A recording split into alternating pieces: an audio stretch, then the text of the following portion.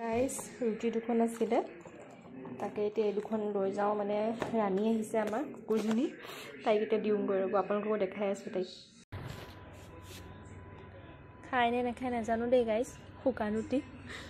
তাই মানে তেলত দিয়ে বেছিকৈ খায় এফালে তাই পোৱালিকেইটাও আছে ইয়াত নাথাকে মানে অলপ আঁতৰত থাকে এতিয়া দিছোঁ শুকান ৰুটি খাইছে দেখোন তাই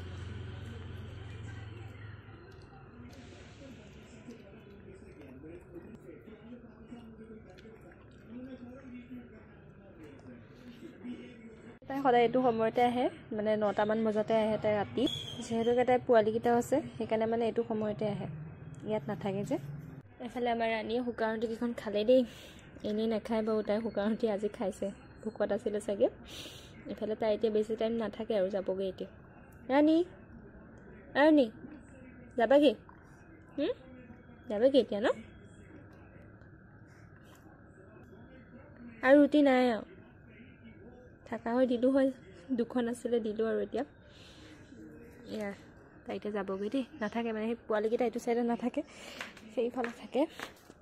যোৱা যোৱা যোৱাগৈ যোৱা এইজনী গ'লগৈ আৰু